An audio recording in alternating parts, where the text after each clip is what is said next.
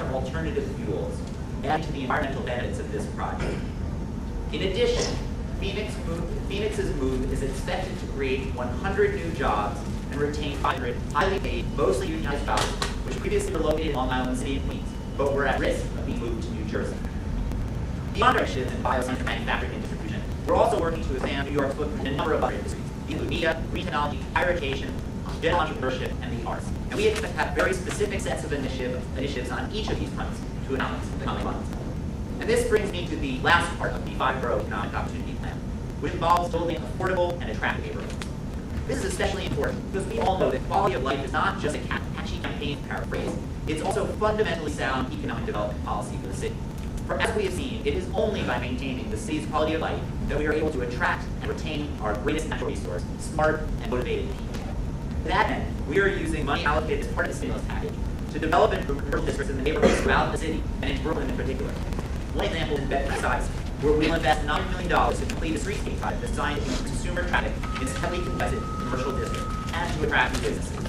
When the project is complete, Fulton Street, Plaza Avenue, Detroit Avenue, and Nostrand Avenue from Halsey Street to Atlantic Avenue will boast new sidewalks, reconstructed curbs, and new streetlights. In downtown Brooklyn, just outside our door, we'll use $3.5 million in federal stimulus dollars to create a more pedestrian-friendly atmosphere along Lafayette Avenue, one of Brooklyn's primary gateways, by constructing elevated medians and pedestrian crosswalks, as well as installing new streetlights. In addition to these neighborhood commercial projects, we have several area-wide developments that we're also undertaking. Among our most important is, again, right here in Brooklyn, Coney Island. This neighborhood is not just a great Brooklyn icon, but it's also home to 50,000 people, many of whom are desperately poor, live in public housing, and have some of the longest commutes and highest unemployment rates of any residents here in the city. As part of our effort to build on Coney Island's long and storied history, we've introduced a comprehensive plan for this area, which consists of, among other things, a 27-acre entertainment and amusement district, including a 9-acre map park, 500,000 square feet of new retail, 4,500 units of new housing, 20% of which are to be affordable, as well as new infrastructure. We estimate that this project will create 25,000 construction jobs and 6,000 permanent jobs as it's built out.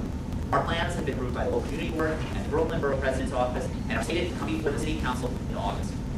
Meanwhile, we're pleased to report that this project has also received $15 million in federal stimulus funding, which will go towards rebuilding portions of the Coney Island Corridor.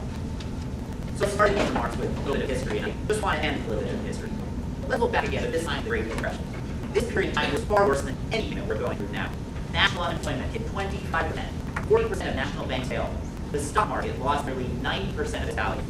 But there were also people who had the courage to continue to push forward, to keep building and keep investing. And the evidence of their forward thinking remains to this day. The Rockefeller Center, the Empire State Building, the Triborough Bridge, all of these icons that define our city today were built during the Great Depression. And this should be an inspiration to us. For as tough as times are now, and there's no question that they are extremely tough for many people, New York has been through worse. As long as we keep focused on the future, make essential decisions and investments that need to be made, we not only will get through this downturn, but we will come out in a better and stronger place. We are confident that we will get there. And when we do, we will all look back at this period, not as a period of inexorable decline, but simply as one transition to the next era.